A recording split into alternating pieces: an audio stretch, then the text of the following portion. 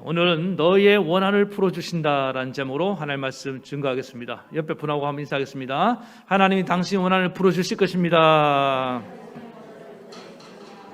힘내세요. 최근에 베이징에서 동계올림픽이 한창 진행되고 있습니다. 우리 선수들도 최선을 다해서 뛰는 모습을 볼 때 정말 아름답습니다. 그런데 지난 7일 날 남자 쇼트트랙 1000m 경기를 보신 분이 있다고 생각합니다. 준결승전 1조에서 1위로 들어온 우리 황대현 선수가 심판의 어떤 좀 오심 같아요. 레인 변경 반칙이라는 이유로 페널티 실격 처분을 받고, 그 다음에 또 출전한 우리 이준서 선수가 2조에서 2위로 들어왔는데 역시나 똑같은 이유로 실격 처분을 받고, 온 지금 국민들이, 전 세계가 지금 난리가 났어요. 그리고 그게 다인 줄 알았는데 역시 결승전에서 또 1위로 들어온 헝가리 선수도 뭐 페널티를 주고 탈락을 시켰는데, 그 공교롭게도 그 수혜를 본 선수들이 다 어느 나라 선수인가 보니까 중국 선수더라. 그래서 뭔가 이게 지금 오해를 불러일으키고 지금 뭔가 있는 거 아니냐, 이런 의혹이 지금 아주 불거져 나오고 있는 그런 상황입니다. 우리나라 선수들이, 그래서 제가 이 경기를 저도 몇 번 듣다 봤어요. 저는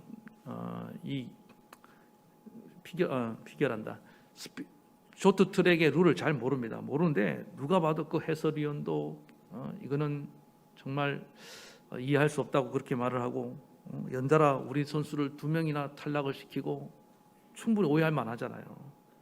오해가 아니죠, 뭐. 제가 볼 때는 작정하고 오심을 한 것 같은데, 헝가리 선수를 이렇게 탈락시키는 모습을 보면서 과연 이것이 정정당당한가? 이것이 올림픽 정신인가? 이렇게 편파 판정이 일어난다면 우리 선수들이 어떻게 이런 경기에 참여할 수 있을까? 사실 올림픽 편파 판정 논란이라는 것은 어제 오늘 일은 아니었습니다.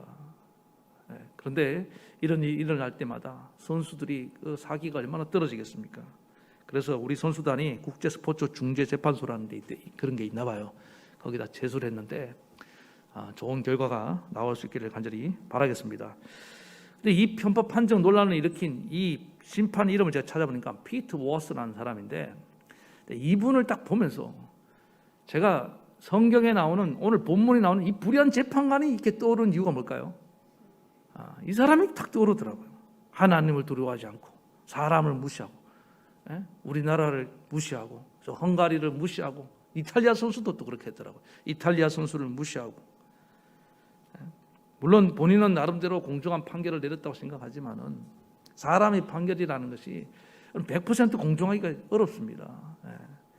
어려운데, 그래서 오늘은 이 우리 사회를 한번 들여다봐도 최근에 화두가 되고 있는 이 단어가 한 단어가 있습니다. 공정, 공평과 정의. 정말 이것이 요즘 이 시대를 이끌어가는 그런 키워드가 아닌가 하는 생각이 듭니다. 그래서 지금 정치권은 물론이고 여기저기서 우리 공정한 사회를 만들어야 된다, 그런 몸부림들이 일어나고 있습니다. 저는 우리나라가 많이 좋아졌지만 앞으로 더 많이 이런 공정한 사회로 나아갈 수 있길 바라겠습니다. 그래서 우리 젊은이들이 지금 막 낙심하잖아요. 열심히 준비하면 뭐합니까? 엄마 찬스, 아빠 찬스, 또 그런 어떤 백을 이용해서 경쟁에 앞서가 버리면 얼마나 그것이 좌절을 시키는지 모릅니다. 우리 젊은이들을. 그래서 정치, 경제, 법조계, 언론계, 문화계, 스포츠계까지 이런 불공정한 문화들이 싹 사라지는 그날까지 우리도 기도하고, 또 여러분들도 신성한 투표를 행사하시기 바랍니다. 그런데 이런 불공정한 사회가 계속되면은 어떤 일이 일어납니까? 억울한 사람들이 많아지는 거 아닙니까? 그러면 그 사람들이 좌절하고 세상이 어지러워지고 점점 후퇴하고 무너질 수밖에 없다는 것입니다.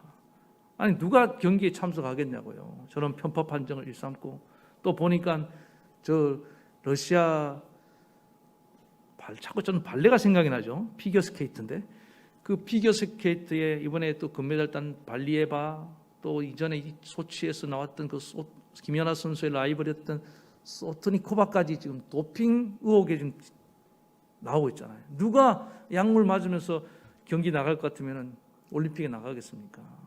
정정당당한 플레이를 해야 된단 말이죠.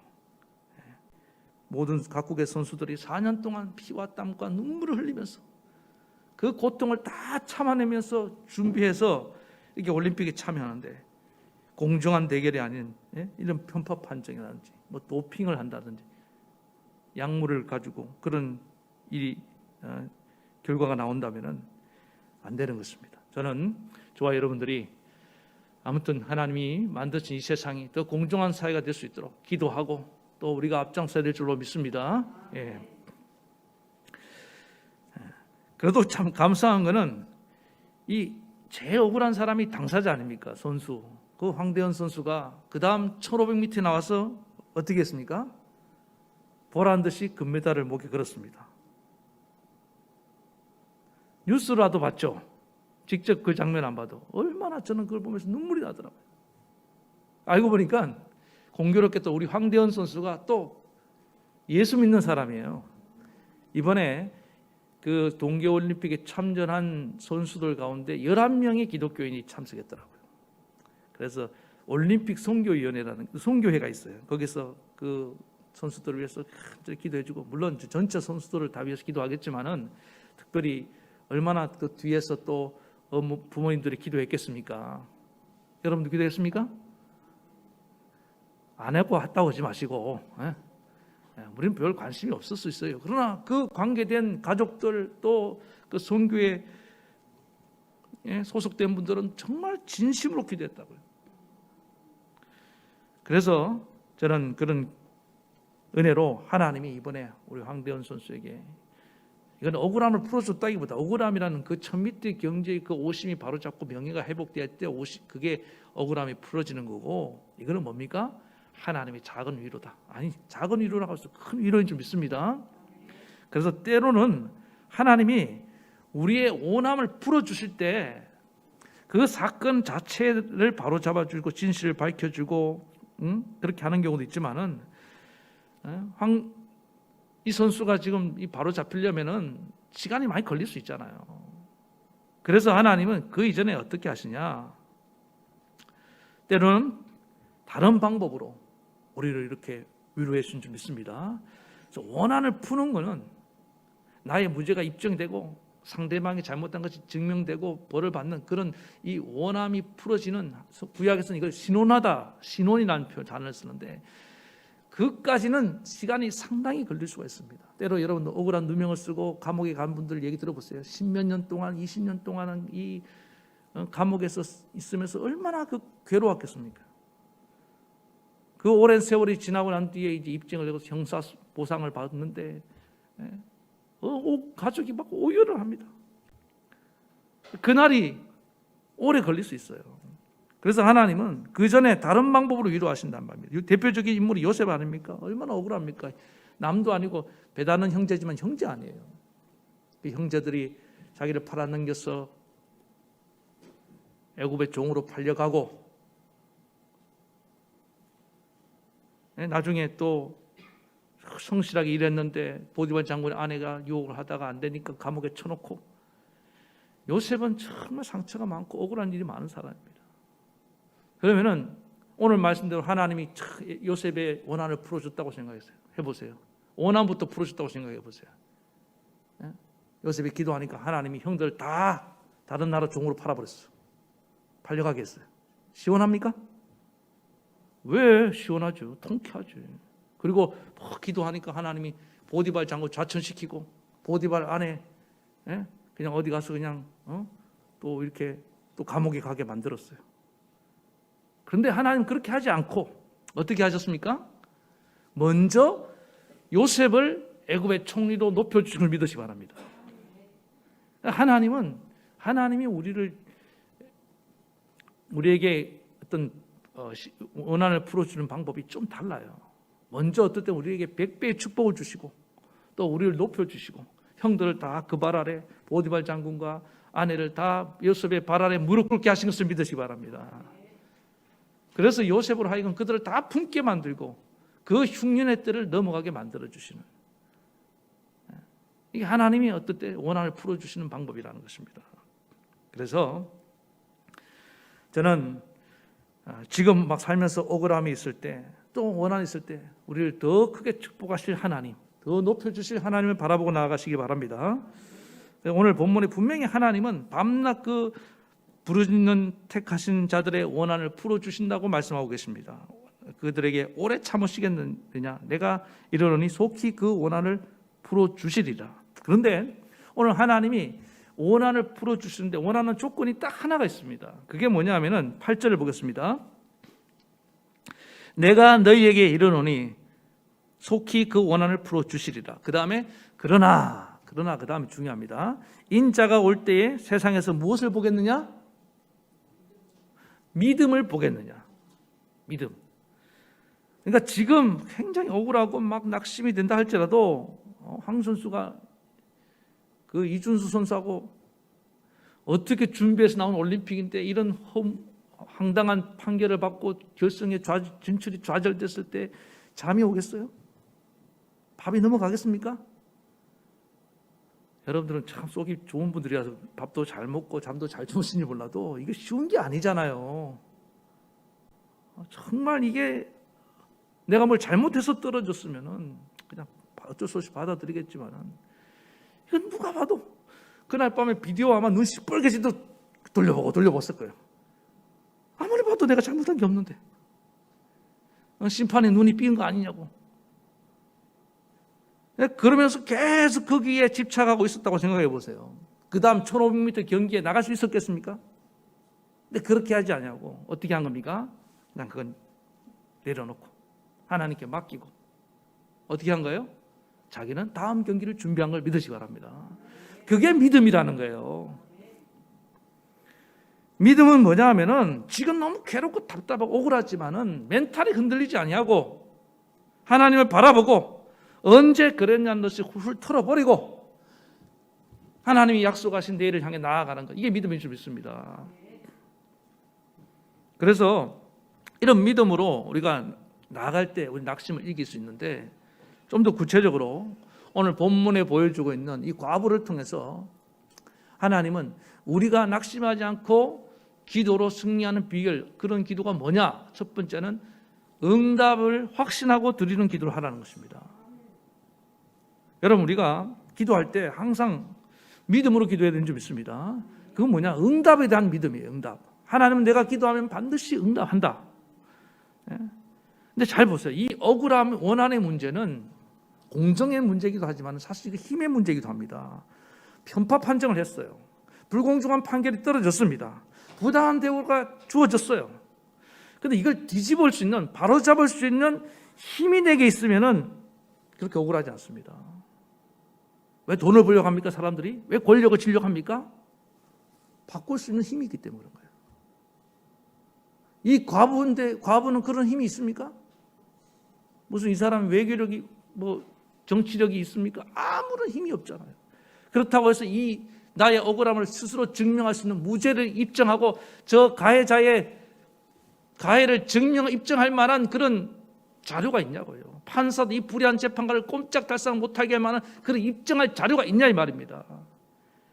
여러분, 피해 당할 때 증거를 잘 확보해 놓으셔야 됩니다. 그런데 생각해 보세요. 내가 어떤 피해를 당할 줄 알고 항상 증거를 내가 수집하냐고요. 예?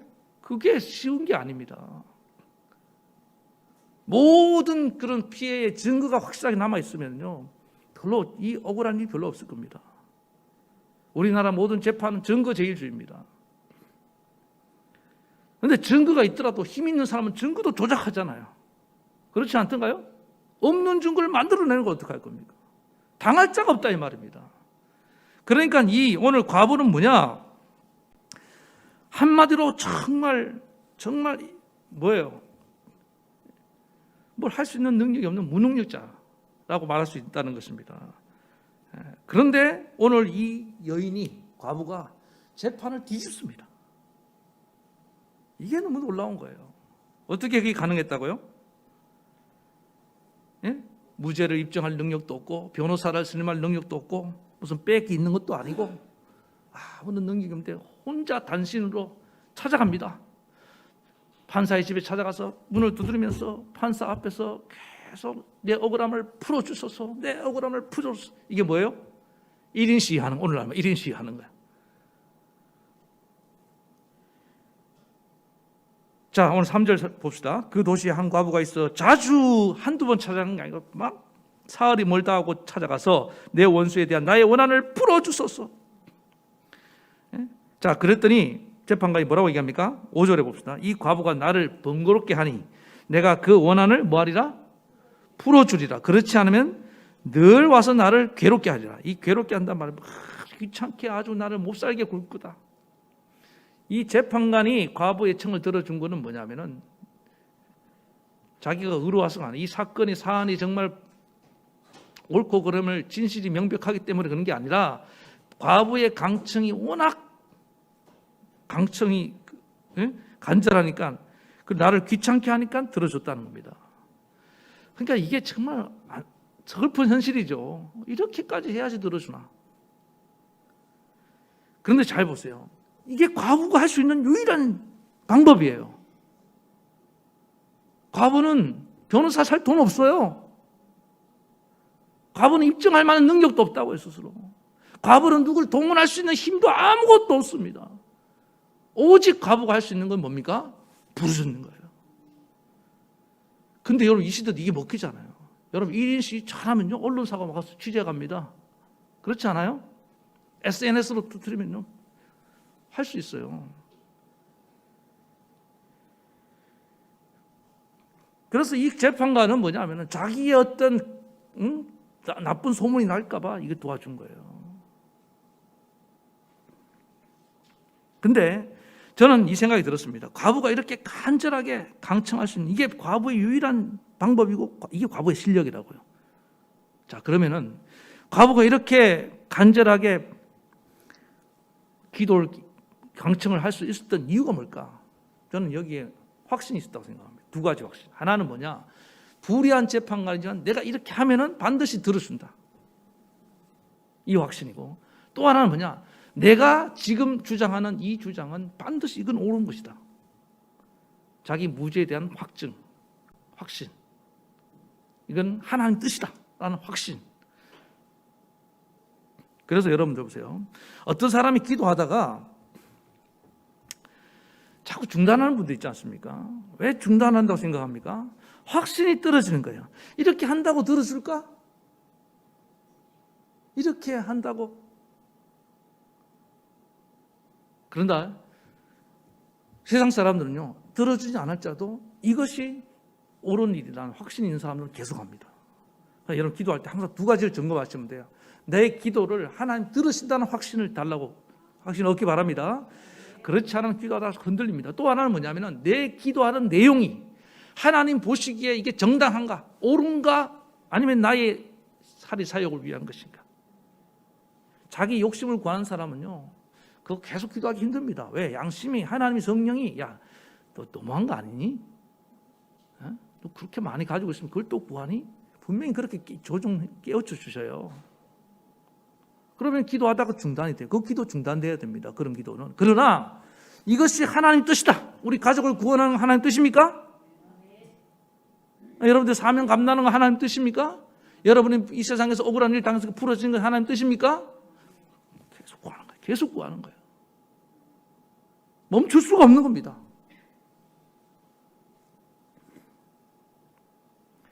그래서 제가 보니까요 계속 기도하는 분들이 특징이 있어요. 그건 뭐냐? 하나님은 무조건 들으신다.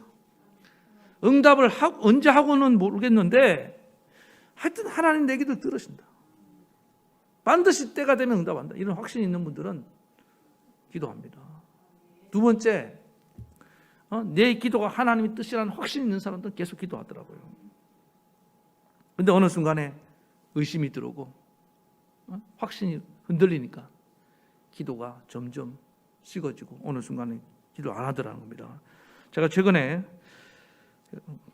오늘 유명한 목사님인데 유튜브로 어떻게 설교를 좀 듣게 되었습니다. 이분이 이제 아브라함 설교를 하시는 것 같아요. 창세기 17장에 보면은 아브라함이 99세 때에 하나님이 나타난 장면이 있잖아요. 그러면서 그 앞에 16장 맨 끝절에 86세의 아브라함이 이스마엘 낳은 얘기가 나와요. 여기서 86세와 99세 사이에 공백 기간이 있다는 거예요. 그걸 발견하고 13년 동안 도대체 아브라함이 뭐 했을까? 여기 파고들기 시작한 거예요. 여러분들, 아브라함이 13년 동안 86세부터 99세에 하나님 나타났을 때까지 뭐 했을 것 같아요? 성경에 기록이 없습니다. 예? 설교 듣고 오셨어요? 예, 제가 힌트는 드렸죠. 맞아요. 이스마엘하고 놀았던 거예요. 그동안 아들이 없는데 86세에 이스마엘을 얻었으니까 늦둥이 가져봤어요? 늦둥이 정도가 아니죠. 아들 아무도 없는데 여러분 86세에 아들 낳았다고 생각해 보세요. 그 자체가 기적이고 그것만 해도 얼마나 이쁘겠어요. 애지중지하면서 이건 뭐 그냥 그렇게 살았지 않았겠습니까? 그런데 문제는 뭐예요? 하나님이 약속을 다 잊어버린 거예요. 하나님의 약속은 사라를 통해서 후사를 잇는 것인 것을 믿으시 바랍니다. 반드시 내가 사라의 몸을 통해서 내 이을 후사를 준다고 약속을 했는데 그거 다 새까맣게 잊어먹고 이스마엘하고 그냥 알콩달콩 그러는 동안에 사라는 얼마나 정말 사라의 눈물은 이루 말할 수 없습니다. 사라의 서름을 아십니까? 하도 애 낳고 싶어서 자기 몸종을 들여다 넣어줬더니 이제는 자기를 외면당하고 그러면서 아브라함이 기도를 안 하진 않았겠죠. 했지만은 그냥 건성으로 형식적인 그런 기도, 아무 믿음 없는 기도를 해왔던 세월이 13년, 꿈도 없고 열정도 없는 그런 세월을 보냈다는 거예요. 그러니까 성경 기록이 없다는 거예요. 의미가 있더라고요. 그런데 하나님이 너 더 이상 이렇게 살면 안 된다 하고 99세에 짜잔 하고 나타나셔서 제일 먼저 하신 말씀이 뭐예요? 나는 전능하신 하나님이에요. 엘샤다이, Almighty God. 그때 아브라함이 정신이 번쩍 들었습니다. 내가 지금 이렇게 첩의 아들하고나 혹시 이렇게 뭐 재밌게 살라고 하나님 날 부르신 것이 아니구나. 내가 하나님 약속을 잊어버렸구나. 내가 이렇게 기도도 대충 하면서 그냥 내게 오늘 주어진 이 편안함을 즐기고 살았구나. 그래서 하나님 앞에 넙죽 엎드립니다. 저는 그게 기도라고 생각합니다. 어느 날 내가 기도 생각 안 한 게 아니에요. 여러분, 식기도 중심으로 다 기도하잖아요. 1만 시간 하라니까 뭐 억지로 떠밀려서 하긴 하는데 영혼 없는 기도, 생명 없는 기도, 확신 없는 그런 기도를 하면서도 그냥 그게 신앙생활인 줄 믿고 있던 그런 나에게 어느 날 하나님이 뚫고 들어옵니다. 오늘 하나님이 여러분이 찾아오시기 바랍니다. 그런 경계를 깨뜨리고 나에게 쑥 들어오시는 거예요. 아브라함아, 나 전능한 하나님이야. 언제까지 그렇게 신앙생활을 해? 그런 형식적인 기도를 언제까지 드릴 거냐? 내 약속을 의심하느냐? 넌 그냥 아예 포기해버렸지. 나는 포기 못했는데 어떡할 거냐?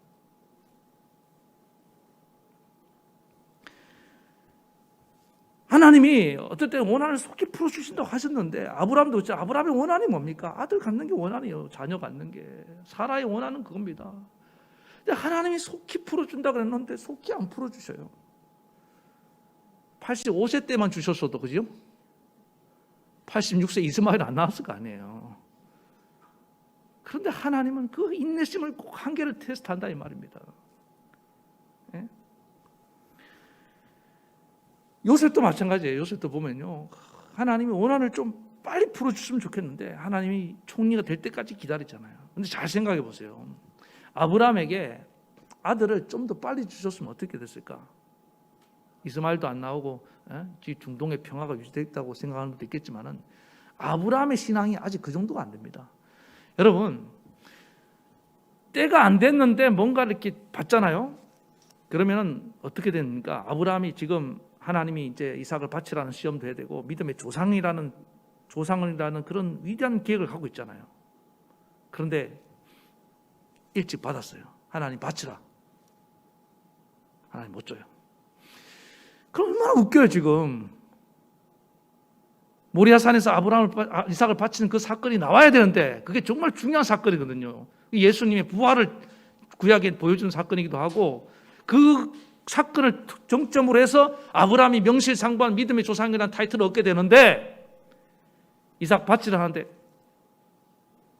하나님 다른 사람 부르세요. 하나님 계획이 어떻게 되냐고요. 그러니까 100살까지 간 거예요. 왜? 아브라함이 그만한 믿음을 갖는데 그 시간이 필요했기 때문에. 그 다음에 요셉도 마찬가지 아닙니까? 형들 다 미리 원수 갚아버리고 또 보디발 장군 아내 다 처단해버리고, 예? 그렇게 됐으면은 하나님이 아브라함과 이삭과 야곱과 요셉을 통해서 이루는 계획이 뭡니까? 너로 큰 민족을 이루어야 되는데, 애굽이라는 인큐베이터 안에서 큰 민족을 이루어야 되는데 형들 다 원수 갚아버리면, 원한을 풀어버리면 그 형제들이 자녀를 어떻게 낳냐고요. 그러니까 하나님 뭡니까? 기다리게 만드신 겁니다. 여러분, 우리는 속히 풀어주리라. 하나님 억울해서 묻지 않겠습니다. 빨리 좀 풀어주시옵소서. 하나님 조금만 기다리라. 대신 내가 너를 높여줄게.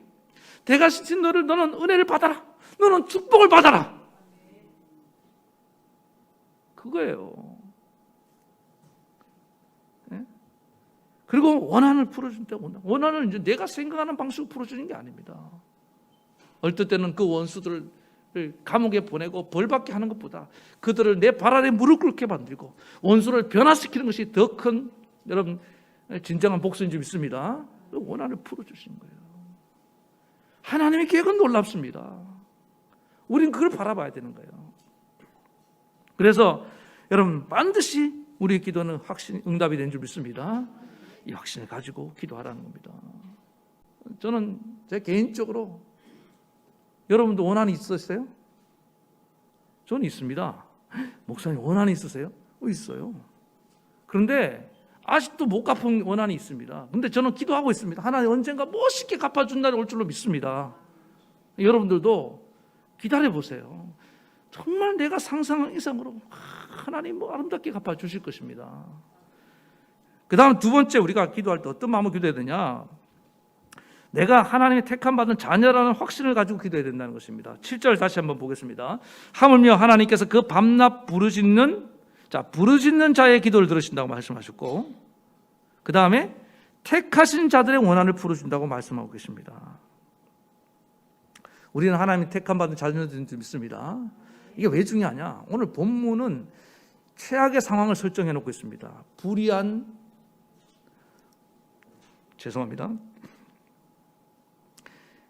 힘없고 가난한 불쌍한 과부, 그 다음에 악하고 하나님을 두려워하지 않는, 사람을 무시하는 이런 부패 재판관. 최악의 조합 아닙니까? 이루어질 수 없는 상황이에요. 이거 원한을 풀어줄 문제가, 진실이 밝혀질 리가 없는 상황인데 과부의 강청으로 밝혀졌지 않느냐. 근데 이게 뭘 말하냐? 이걸 뒤집어 말하면요, 너는 이런 비참한 과부가 아니라는 거예요. 여러분, 우리가 이런 비참한 과부입니까? 아니에요. 너는 불쌍한 고아가 아니야. 너는 나의 사랑하는 존귀한 아들이요 딸이다. 그 말씀을 지금 요구를 해주고 있는 겁니다. 그리고 또 하나님에 대해서도 마찬가지예요. 네가 생각할 때는 이 세상에 불의한 재판관이 많고 그런 부패한 재판관이 많을지 모르겠지만, 심판이 있을지 모르겠지만은, 네가 믿는 하나님은 의로운 재판관이야. 공정하신 분이야. 여러분, 감사합니까? 안 감사합니까? 그러니까 자녀면서 기도하면 왜 낙심하냐는 거예요. 저런 불의한 재판관은 힘없는 과부도 낙심하지 않고 저렇게 부르짖고 나아가는데 하물며 너일까 보냐. 여러분, 우리 하나님 자녀님 믿습니까? 우리 하나님 의로우신 분인 거 믿습니까? 그러면은 기도를 포기하면 안 된다는 거예요. 낙심하면 안 된다는 거예요. 누가복음 11장 11절 13절 유명한 말씀이죠. 구하라 주실 것이요, 찾으면 찾을 것이요, 두드리면 열릴 것이요. 이 기도에 관한 정말 대헌장 같은 말씀을 하시면서 이런 비유를 들었습니다. 너희 중에 아버지 된 자로서 누가 아들이 생선을 달라 하면은 뱀을 주며, 알을 달라 하면은 정갈을 줄 아비가 있느냐. 너희가 악할지라도 좋은 것을 줄 줄 알거든. 그 다음에 하물며 너희 아버지께서 구하는 자에게 누가복음에서는 성령을 주시지 않겠느냐. 좋은 것을 주시지 않겠느냐. 저는 우리 하나님이 좋으신 하나님 아버지라는 것을 믿습니다. 지금까지 살면서 하나님 항상 저에게 좋은 걸 주셨습니다. 여러분, 우리 하나님 아버지는 여러분에게 가장 좋은 것을 주시려고 지금 준비해 놓고 계신 줄로 믿습니다. 하나님 두 가지, 오늘 이 하나님에 대한 두 가지 오해를 풀라는 겁니다. 하나님은 불의한 재판관이 아니고 의로운 분이다. 그래서 의로운 분이기 때문에, 공의로운 분이기 때문에 우리가 잘못 구하면 또 안 줘요. 불의하면 하나님 또 답을 안 해주셔요. 감사하죠? 예? 억울하지도 않은데 막 억울한 척하면서 구해서 다른 사람을 더 억울하게 만드는 그런 자녀가 되면 되겠습니까? 다행히 우리 하나님은 공의로우신 분이기 때문에 그런 요구는 안 들어주신다 이 말입니다. 대신에 하나님 우리가 억울하다 그러면은 의로운 판결을 내리시고 이 세상의 잘못된 판결을 나중에 뒤집어질 줄 믿습니다. 기다리시라니까요. 그리고 하나님은 사랑이 마신 아버지이기 때문에 가장 좋은 곳으로 언제나 우리를 위해 채워주신단 말입니다. 오늘 기도하다가 낙심하신 분들 이 오해가 풀리길 바랍니다. 그리고 다시금 여러분 하나님 아버지 이름을 부르며 나아가세요. 성령이 오늘 여러분 안에서 감동하실 것입니다. 갈라디아서 4장 6절 너희가 아들임으로 하나님이 그 아들의 영을 우리 마음에 부음받으사 우리 마음에 보내셔서 여러분 성령은 자녀의 영으로 우리 가운데 임하셔서 우리로 하여금 하나님을 아버지라 부르게 하시는 것을 믿으시기 바랍니다. 보내사 아빠 아버지라 부르게 하셨느니라. 로마서 8장 5절에도 15절에도 너희는 다시 무수하는 종의 영을 받지 아니하고 양자의 영을 받았으므로 우리가 아빠 아버지라고 부르짖느니라. 이전에는 우리가 하나님을 아버지라고 부를 수 없었어요. 어떤 사람이 이제 친구 보고 전도를 하고 기도하자고 그랬어요. 그래서 하나님 아버지 기도하는 거 옆에서 그걸 따라 못하고 하나님 아저씨 그렇게 기도하더라는 거예요. 아버지 아무나 부르는 게 아닙니다. 아빠 아무리 친해도요. 우리 친구 딸 죄송합니다. 우리 딸의 친구들이 와도 저하고 아무리 친해져도 아빠라고 안 부르더라고요. 그 아빠 아무나 부르는 게 아닙니다. 여러분 이 아빠 이름이라는 것은 이건 놀라운 이름입니다. 어느 날 제가 우리 딸들이 아빠 이렇게 부르는데 몰랐어요. 그날 그 아빠라는 소리가 제 심장을 뛰게 만들더라고요. 잘 내색은 못합니다. 내색은 못하면 혼자 제가 굉장히 막 가슴이 설레고 내가 아빠구나. 막 무한한 책임감과 또 뭘 막 해주고 싶은 마음이 막 불같이 일어나는 걸 믿으시기 바랍니다. 하나님도 마찬가지예요. 우리가 하나님을 아빠, 아버지 부르면요. 하나님은요. 주무시지 않지만은 앉았다가도 벌떡 일어나십니다. 우리를 도와주시려고 기다리고 계신 것을 믿으시기 바랍니다. 1부터 돼봤는데 우리 하나님 한번 불러보겠습니다. 오늘 아빠 한번 부를 텐데 준비됐습니까? Are you ready? 자, 한번 불러봅시다. 아빠! 지금 못하시는 분 계시죠? 지금 저 놀랐어요. 지금 부르는 분들 보고 놀란 게 아니라 못 부르는 당신 보고 놀랐다 이 말이 지금. 왜 못하냐? 다시 한번 얼마나 평상시에 하나님 부르는 게 어색했으면 고아예요? 고아? 지금 고아의식이 있다는 거예요. 지금 이 부를 때 못 부르는 분들은 지금 심각한 거예요. 다시 한번 기회를 드리겠습니다. 하나님 우리 아버지 사랑하는 아버지 좋으신 아버지 부를 준비됐습니까? 자, 좀 너무 짧으니까 하나님 아빠 이렇게 합시다. 시작. 하나님 아빠. 그렇게 부르면 지금 하나님이 너무 기뻐하시는 거예요. 네가 나를 부르는구나. C.S. 루이스라는 평신도 신학자가 이런 말을 했습니다. 하나님은 당신의 목소리보다 더 달콤하게 들으시는 소리가 없다. 우리가 부르는 여러분 자녀들이 아빠 할 때 얼마나 설렙니까? 하나님도 마찬가지라는 거예요. 그렇게 우리가 하나님을 부르며 나아간 하나님은 그렇게 듣고 계시는데 왜 우리의 원한을 안 풀어주시겠고 우리의 기도를 안 들으시겠냐는 거예요. 다시금 기도하다가 중단하신 분들, 기도할 마음을 잃어버린 분들, 여러분 언제 어디서나 다시금 주의 이름을 부르며 기도하며 나가시기 바랍니다. 그래야지 낙심을 이기고 절망을 이기고 우리는 살아갈 수 있는 것입니다. 오늘 본문에 나오는 이 과부의 비유를 들으시기 바랍니다. 불의한 재판관의 비유를 잘 주목해 보시기 바랍니다. 우리는 고아가 아닙니다. 우리는 하나님 사랑받는 자녀입니다. 하나님 반드시 응답하십니다. 이 두 가지 응답에 대한 확신, 자녀됨의 확신을 가지고 날마다 기도하고 또 응답받고 살아가는 저와 여러분 되기를 간절히 축원합니다.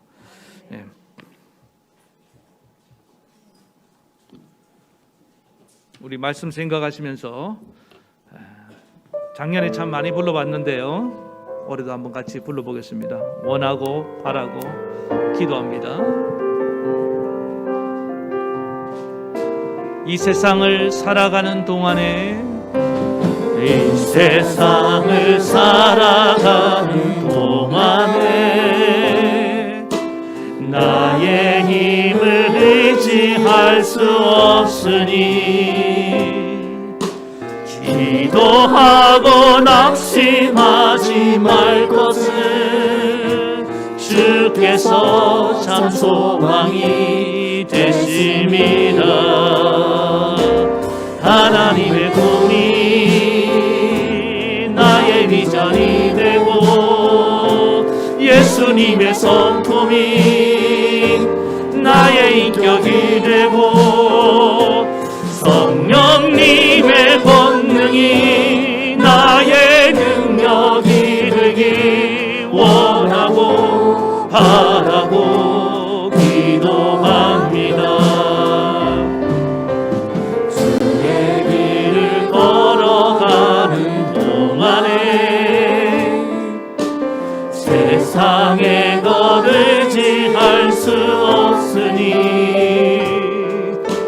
감사하고 낙심하지 말 것을 주께서 참 기쁨이 되심이라. 하나님의 꿈이 나의 비전이 되고 예수님의 성품이 나의 인격이 되고 성령님의 권능이 나의 능력이 되기 원하고 바라고 기도합니다. 우리 한 번 더 합시다. 이 세상을 살아가는 동안에, 세상을 살아가는 동안에 나의 힘을 의지할 수 없으니 기도하고 낙심하지 말 것을 주께서 참 소망이 되심이라. 하나님의 꿈이 나의 비전이 되고 예수님의 성품이 나의 인격이 되고 성령님의 권능이 나의 능력이 되기 원하고 바라고 기도합니다. 주의 길을 걸어가는 동안, 주의 길을 걸어가는 동안에 세상의 것 의지할 수 없으니 감사하고 낙심하지 말 것은 주께서 참 기쁨이 되심이. 아멘. 하나님의 꿈이 나의 비전이 되고 예수님의 성품이 나의 인격이 되고 성령님의 권능이 나의 능력이 되기 원하고 바라고 기도합니다. 사랑하는 성도 여러분, 잠시 동안 고개 숙여 묵상하겠습니다. 우리가 인생을 살면서 이런 억울한 일들이 있습니다. 그럴 때 여러분 낙심하고 정말 절망하고 무기력에 빠져 있기 전에 우리가 기억할 건 바로 우리의 기도를 들으시는, 이 불공정을 공정하게 우리의 원한을 풀어주실 하나님이 계시다는 것입니다. 기도에 대한 확신을 다시 가지시기 바랍니다. 이 과부의 강청도 불의한 재판관도 듣는데 하물며 너희 밤낮 부르짖는 택하신 자의 원한을 풀어주지 아니하시겠느냐. 하나님 풀어주십니다. 안 풀어주신다고 먼저 단정하지 말고 여러분 기다리셔야 됩니다. 믿음은 애무나 인내입니다. 인내, 견디는 거예요. 끝까지 견디는 자가 승리를 얻는다고 했습니다. 구원을 받는다고 했습니다. 다시금 하나님, 내가 10년을 기도했지만 20년을 기도했지만 다시 포기하지 않고 확신을 가지고 기도합니다. 하나님 반드시 응답할 줄 믿습니다. 내 구하는 것이 하나님이 뜻이라면, 그리고 나는 고아가 아닙니다. 나는 과부가 아닙니다. 나는 하나님의 사랑받는 자녀인 줄 믿습니다.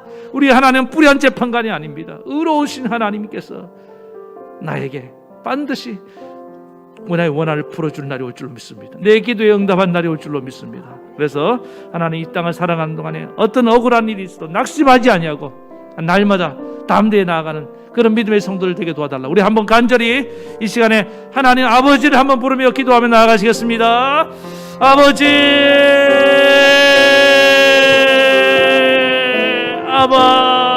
아버지, 오늘 주님의 이름을 부릅니다. 아버지여, 나의 아버지가 되셨는데 나의 좋으신 아버지 하나님 하신 줄로 믿습니다. 오늘 아버지 하나님, 우리가 이 땅을 살아가면서 아버지 하나님, 우리 자녀들뿐만 아니라 우리 아버지 하나님 많은 사람들이 지금 억울함을 호소합니다. 주님, 이 코로나 팬데믹 가운데 아버지 하나님, 누가 이 지경이 되고 싶었던 사람이 누가 있습니까? 아버지 하나님, 인생의 억울함이 다 저마다 이렇게 깊게 드리워져 있습니다. 누가 병들고 싶어서 병든 사람이 누가 있습니까? 누가 이런 손해를 당하고 싶어서 당하는 사람이 있습니까?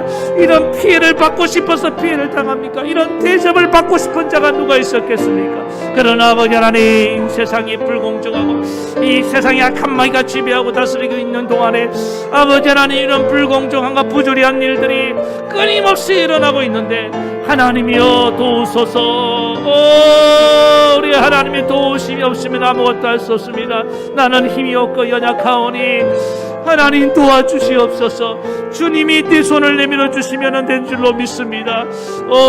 우리에게는 아버지 하나님 이런 기도의 능력이 있는 줄 믿습니다. 전능하신 하나님, 아버지 하나님, 오늘도 지극히 작은 것에 아버지 하나님 거기서 만족을 얻으며 허송세월 보내는 그런 아브라함 같은 삶을 살지 말게 하시고 오늘 저들에게 주님 찾아와 주시옵소서. 아버지 하나님, 저 불신앙의 경계를 허물고 내 안에 들어와 주시옵소서. 우리 하나님 아버지 간절히 기도하오니 오늘 그래서 우리를 믿음의 사람으로 아버지 하나님 기도 응답의 확신을 갖고 아버지 하나님 자녀됨의 확신을 가지고 우리 하나님께 아뢰며 나아가는 믿음의 종들 되게 도와주시옵소서. 우리 하나님 좋으신 아버지시요 의로우신 재판관인 줄로 믿습니다. 하나님이 이 불공정을 다 바로잡아 주실 것입니다. 이 편판 판정과 이 부당한 대우를 하나님이 다 갚아주실 줄로 믿습니다. 우리 하나님 아버지, 그날이 속히 오게 하시옵소서. 그리하여 우리 모든 성도들의 아버지 하나님 입가에 미소가 있고 웃음소리가 넘쳐나고 승리의 개간을 부르게 하시옵소서. 예수님의 이름으로 기도하옵나이다. 아멘. 하나님 아버지, 오늘 우리는 이 불공정한 세상을 살아가고 있습니다. 이 세상을 한탄하고 원망하고 하나님 낙심하기 전에 그 의로우신 하나님을 바라보게 도와주시옵소서. 저 불의한 재판관도 과부의 강청을 듣고 들어주신 하나님이 우리가 이렇게 간절히 기도하는데, 자녀된 자가 간절히 기도하는데 응답하지 않겠습니까? 속히 풀어주려고 하셨사오니 우리 하나님, 그런 하나님 원한을 풀어주시되 때로는 우리를 더 크게 축복하셔서 더 높여주시는 방법도 있는 줄 믿습니다. 그러므로 하나님, 우리 이 믿음이 흔들지 말게 도와주시옵소서. 반드시 응답하리라. 너는 내 자녀다. 내가 너를 위해서 제일 좋은 것을 준비하고 있노라. 그래서 아무리 억울한 현실 가운데도 우리 특별히 다음 시대 젊은이들, 하나님 낙심하지 말고 이 기도하며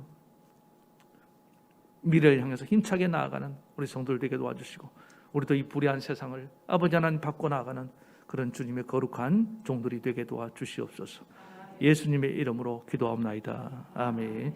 아픈 데 손을 또 얹겠습니다. 자기가 본인이 아닌 분들은 본인 가족이나 이웃을 생각하시면서 손을 얹고 기도합니다. 하나님, 오늘도 믿음으로 손을 얹었습니다. 주님이 손을 얹으시면 나은 줄로 믿습니다. 주님 앞에 나와서 주님이 만져주셨으니 낫지 못한 자가 없는 줄로 믿습니다. 오늘 이 시간에 치료의 광선을 비춰주시옵소서. 예수 그리스도의 보혈로 덮어주시옵소서. 주님이 말씀하시면 내가 나으리다. 주님 나의 믿음 없음을 도와주시옵소서. 오늘 백부장의 믿음을 주사 주님 여기서 말씀하셔도 저 멀리 있는 우리 자녀가 우리 형제가 나을 줄로 믿습니다. 주여 그걸 고쳐주시옵소서. 그래야 주의 영광을 나타내 주시옵소서. 오 하나님 고쳐주실 것을 믿고 예수님의 이름으로 기도하옵나이다. 아멘. 이제는 우리 주 예수 그리스도의 크신 은혜와 하나님 아버지의 만극하신 사랑하심과 성령의 감동 감화 고통 위로 역사하심이 우리의 원한을 풀어주시는 우리 하나님을 절대적으로 신뢰하며 살아가기 원하는 모든 성도들 머리 위에와 저들의 가정과 자녀와 생업과 이 나라 이 민족 위에까지 영원토록 함께하옵시기를 간절히 축원하옵나이다. 아멘.